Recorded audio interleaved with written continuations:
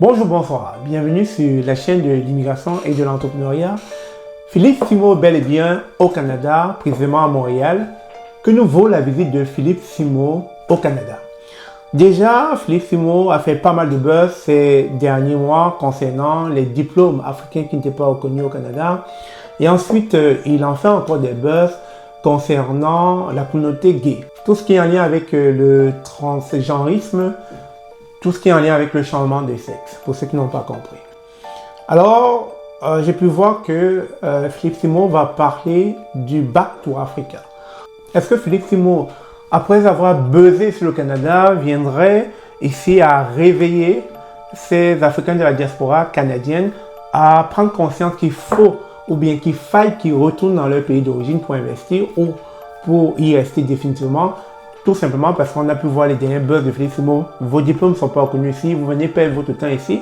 Aussi, d'un autre côté, la société met en avant des choses qui ne répondent pas à nos valeurs.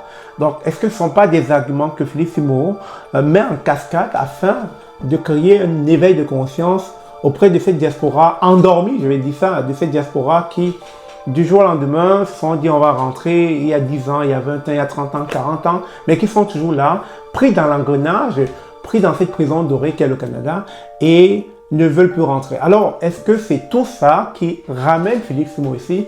C'est tout ça qui porterait à croire que Philippe Simo vient dans ce but-là de booster cette diaspora canadienne, cette diaspora africaine vivant au Canada, je voudrais dire, qui plus ou moins s'est perdu quasiment, qui n'a plus de référentiel, qui tourne en rond et fallait comme, je dirais, un sauveur sous le nom de Philippe Simo pour que ces différents Africains de la diaspora vivant au Canada puissent prendre conscience que l'heure est grave,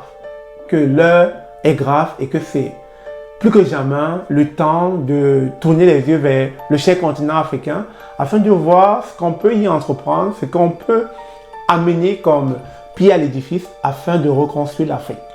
Alors, dites-moi dans les commentaires, que nous vaut la visite de Philippe Simo au Canada? Selon vous, qu'est-ce qu'il mijote? Est-ce que cette visite est anodine? Est-ce que cette visite est un éveil de conscience ou alors c'est une visite purement business ou bien tout simplement se remplir les poches en tant que bon businessman?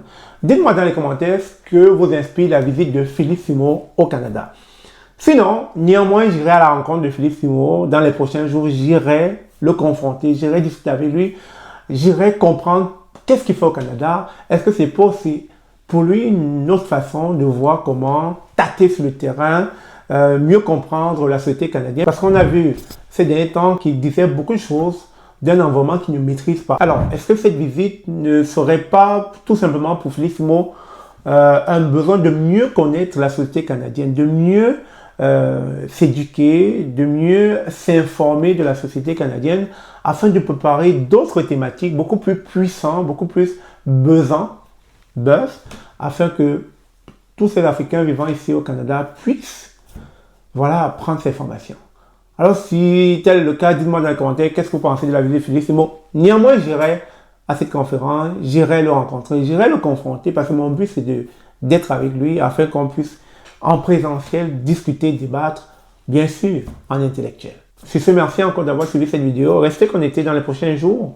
J'irai rencontrer Philippe et puis on fera d'autres vidéos, probablement ensemble. Et puis, bien sûr, on a une ligne éditoriale différente, opposée. Moi, j'aimerais que les Africains puissent sortir pour voir autre chose, peut-être aussi pour se découvrir leur potentiel et surtout faire la différence afin de pouvoir rentrer, construire l'Afrique. Bien sûr, comme Philippe Simo lui-même l'a fait, il est sorti du continent, il est allé en France, il a étudié. Maintenant, aujourd'hui, le voilà qui est entré sur le continent afin de pouvoir sensibiliser d'autres Africains de la diaspora à rentrer. Alors que lui, dans sa ligne éditoriale, bien sûr, c'est investir au pays, c'est laisser l'Europe, laisser l'Amérique rentrer dans votre pays. Vous voyez bien que nos thématiques sont différentes et j'ai hâte de le rencontrer afin qu'on puisse débattre et je vous tiens informé. Bonjour, bonsoir, bienvenue sur la chaîne de l'immigration et de l'entrepreneuriat. Je suis présentement à Montréal avec Monsieur Philippe Simo dans les rues de Montréal et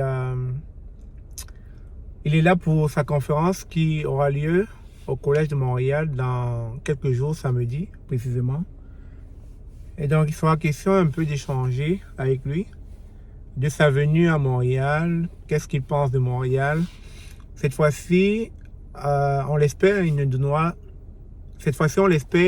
donnera pas son opinion de Montréal en étant à l'extérieur de Montréal, en étant à l'extérieur du Canada. Il est bel et bien là, il pourra prendre état des lieux et puis vivement nous partager sa réalité telle que vécue.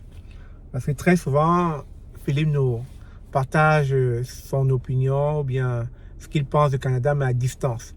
Et cette fois-ci, je vais un peu lui tirer ses oreilles pour qu'il puisse nous parler du Canada tel qu'il aura vécu durant ces quelques jours. Quoique, il ne lui faut pas quelques jours pour connaître le Canada, il lui faut quasiment vivre ici au moins une année.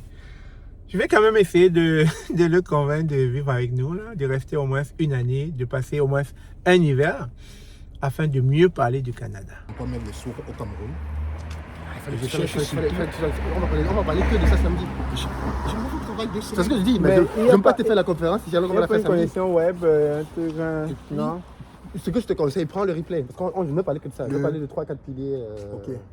Que ce soit les placements financiers, la bourse, l'immobilier et les business. C'est les 4 choses dont je vais parler. Et l'autre problème, c'est que